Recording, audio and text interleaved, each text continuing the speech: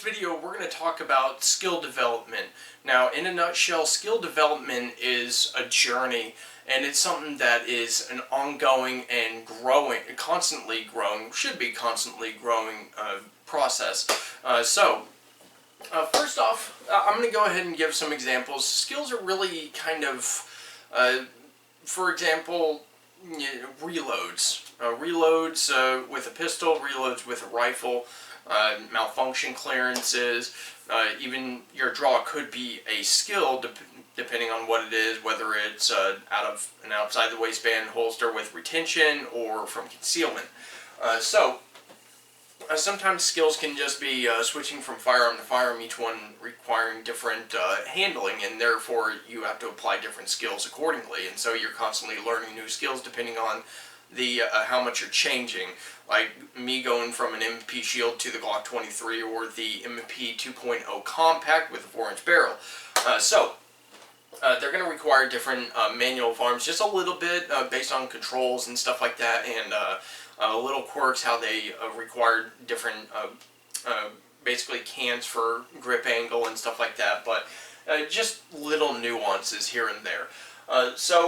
Anyways, generally they can remain the same, and you can just kind of apply a little bit of a learning curve to it, but generally speaking, the acquisition of a skill is basically the first step is developing a procedural memory or a habit of how you're going to go about that process. So the best way to go about that is simplification, and if you don't understand the course of developing a procedural memory, there's two types, and first type is basically in phases. You have a cognitive phase where you're like for a reload or even a malfunction, where you establish all the proper principles for doing that, and I kind of say principles loosely, but the techniques of using it. Like for instance, minimal visual input from the firearm in order to clear it. So with that said, like a reload, you identify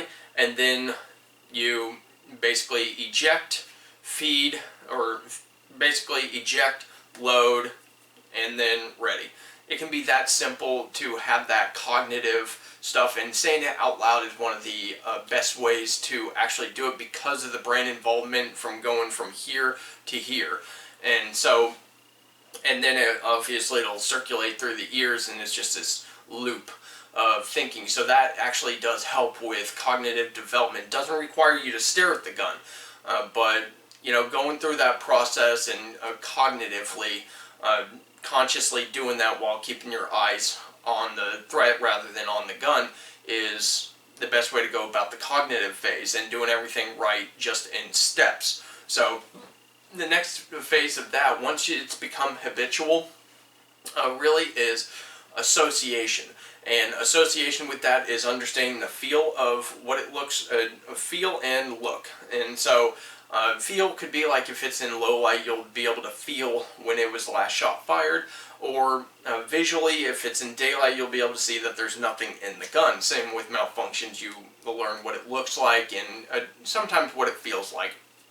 So then it's basically association phase, and where you know you see what it is and what triggers you to go through that habitual thing, and then you have basically the procedural memory phase, where everything is aligned. You have your association and it becomes reflexive based on the stimuli that you notice, whether it's feel or look, and that's where you start developing speed. But I'm taking that whole phase and putting in the here. Now the second phase of that is attempt, failure, and then basically implicit evaluation of what happened, what you did wrong, and then minor steps to correct that.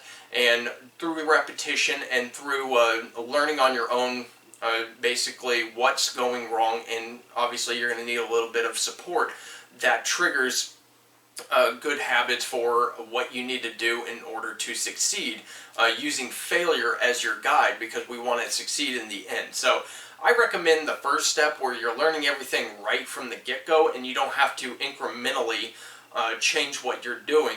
You understand what to do right from the get-go. So you have that where you're developing the habit and the procedural memory for those specific skills, reloads, malfunctions, as I said.